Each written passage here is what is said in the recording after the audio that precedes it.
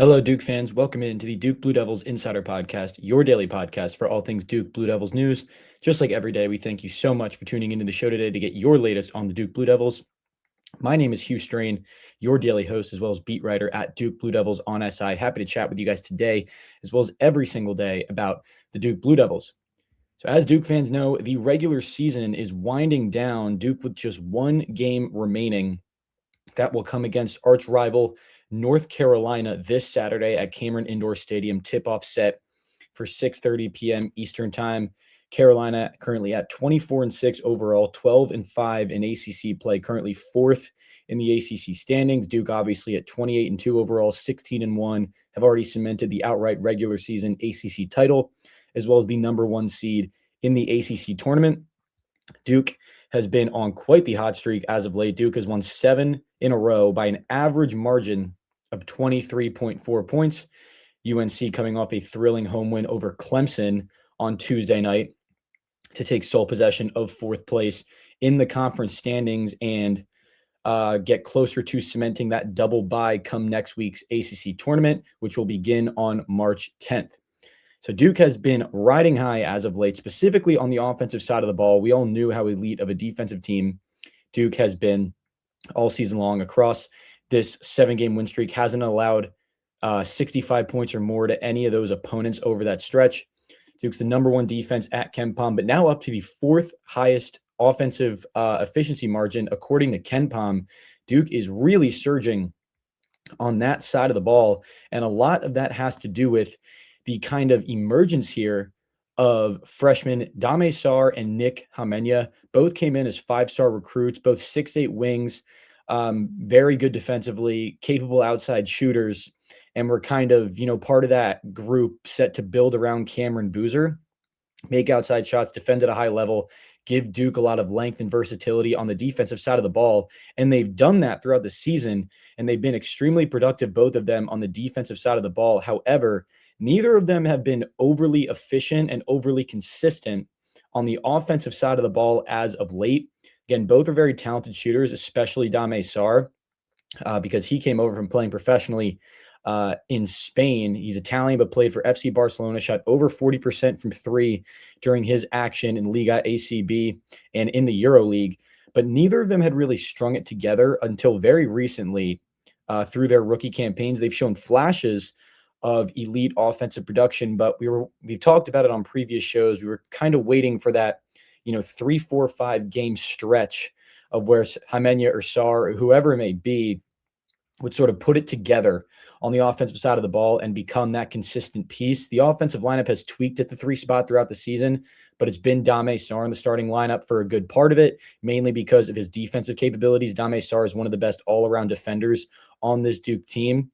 Dame Sarr is currently 8th nationally at evanmia.com in defensive Bayesian performance rating change since the preseason, meaning what his defensive Bayesian performance rating was in the preseason till now. Again, that metric, we've talked about it on the show several times, but it essentially measures a player's value on the floor defensively for a team versus when he's not on the floor. So that has grown at the 9th highest clip of any player in college basketball for Dame Sarr, according to evanmia.com. He's been one of the most productive defenders on this Duke team. Again, very long, can really guard the 1 through 4, plays very physical, has good hands, just really a really important part of this number one defense in college basketball that John Shire has at his disposal. But Khamenia, he's seen some consistent minutes. There was a bit of a part in early league play where he didn't see as many minutes, but for the most part has been a very consistent part of the rotation. But as of late, both of the two are putting together some really solid offensive production, and it's translating on the floor to Duke and its success. So on the season for Dame Sarr, he's averaging 6.1 points, 3.6 rebounds on 40.5% shooting from the field and 33% from three-point range. Over his last 6 games, Sarr is averaging 7.3 points and 4.2 rebounds on 45.7% from the field and 9 of 21 from three-point range. That's a 42.9% clip. And for Khamenia, it's a lot of the same production. On the season, Khamenia is averaging 5.5 points, 3.3 rebounds on 46.3% shooting from the field and 34.2% from three.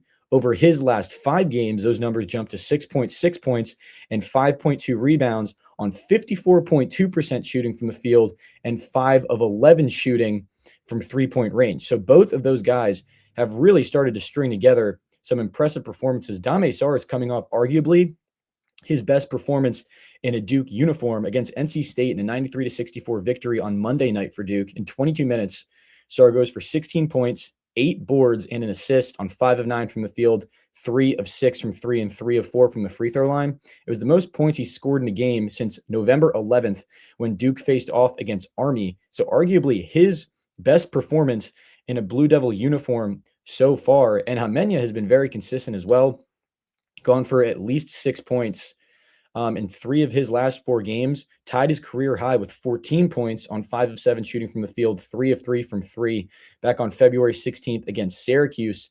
But both those guys starting to find a rhythm on the offensive side of the ball. And not only is it, it doesn't really show up in the box score really because the numbers don't flash out at you, but it's translated to Duke's success. Duke on the season has not been a consistent three-point shooting team. It has the makeup to be a good three-point shooting team with guys like Isaiah Evans, Caleb Foster shooting over 40% from 3 this year, Khamenia, Sarr, Darren Harris. It has the makeup to be a good three-point shooting team. It just hasn't really been consistent. Duke lives inside the paint. On the season, Duke currently ranks 87th nationally at KenPom in team three-point shooting percentage at 35.5%. That number is way higher than it was just a couple of weeks ago. There was a time where Duke was outside the top 150 in the nation. Duke is fourth nationally in two-point shooting percentage at 61.4%. We know how this Duke team operates on the offensive side of the ball at this point. It's not super flashy, but it gets it done on a very, very consistent basis. Duke lives inside the paint. But as of late, Duke has been red hot from beyond the arc, and a lot of that has to do with Sarr and Khamenia's production. So over Duke's last 3 games, it shot 35 of 85 from three-point range. That is a 41.2% clip as a team. Again, that's over the last 3 games. Duke has made at least 11 threes in each of those games, and it has won those 3 games by an average margin of 33 points per game. And I mean, it kind of makes sense when you take Duke, who's one of the best inside teams in college basketball, and you give it a 3-point shot. It begs the question, is Duke beatable at that point? And the emergence of guys like Nick Khamenia and Dame Sarr throughout the season has completely transformed this Duke team on the offensive side of the ball because it forces teams. You can't really play a drop against them. NC State forced a zone, which really did keep Duke out of the paint. It kept Cameron Boozer in check for a good bit of the first half. And, when you're in that 2-3 zone that NC State was in, you force the ball outside, you force threes. And NC State forced Duke to take a lot of three-point shots in the first half, which makes sense in theory, but Duke was hitting them at a high enough clip to still maintain the lead and hit him at a high enough clip throughout the game to make that not matter. Duke went 11 of 28 from 3 in that game. That's a 39% clip. And then Duke defends at such an elite level that if Duke's making their shots at a consistent clip whatsoever, it's so hard to beat them, and it's nearly impossible to beat them. There's so few teams that can match the length and the versatility of Duke on the defensive side of the ball. And then you add in a versatile offense with so many different guys that can hit an outside shot. It makes this Duke team extremely difficult to beat. So Nick Khamenia and Dame Sarr emerging for this Duke team, not the sole reasons for this kind of surgence of three-point shooting that we're seeing from the Blue Devils, but obviously a big part of that. Another big factor in that has been Darren Harris, who has tallied double-digit minutes in each of Duke's last 3 games after doing so just 9 times throughout the first span of that season before those 3 games. And he has really taken advantage of his time on the floor. He didn't even play in Duke's game against Michigan, and then follows that up with a career-high 16 points on 4 of 9 shooting from the field and 2 of 5 from 3 against Notre Dame.